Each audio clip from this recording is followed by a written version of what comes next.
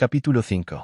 Portanto, sendo justificados pela fé, temos paz com Deus, por nosso Senhor Jesus Cristo, pelo qual também temos acesso pela fé a esta graça, na qual estamos firmes, e nos regozijamos na esperança da glória de Deus. E não somente isto, mas também nos gloriamos nas tribulações, sabendo que a tribulação produz a paciência. E a paciência a experiência, e a experiência a esperança. E a esperança não nos envergonha, porque o amor de Deus está derramado em nossos corações pelo Espírito Santo que é dado a nós. Porque estando nós ainda sem força, Cristo, a seu tempo, morreu pelos ímpios. Pois dificilmente alguém morrerá por um homem justo, talvez alguém ouse morrer pelo homem bom. Mas Deus demonstra o seu amor para conosco, em que sendo nós ainda pecadores, Cristo morreu por nós.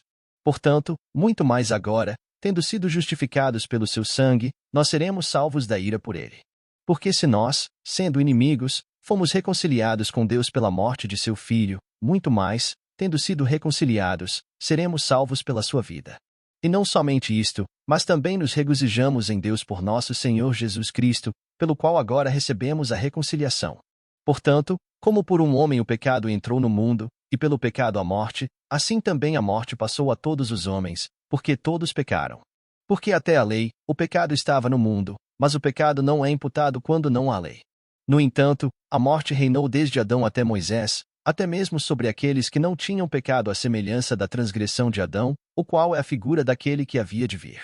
Mas o dom gratuito também não é como a transgressão.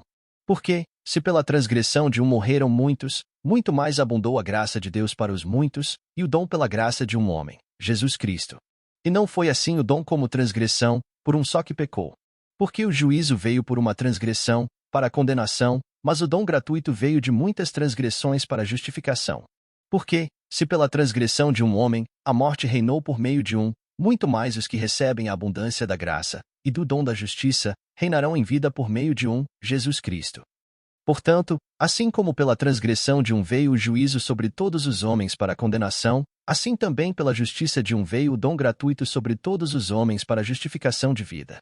Porque, assim como pela desobediência de um só homem, muitos foram feitos pecadores, assim pela obediência de um muitos serão feitos justos. Além disso, veio a lei, para que a transgressão abundasse, mas onde o pecado abundou, superabundou a graça.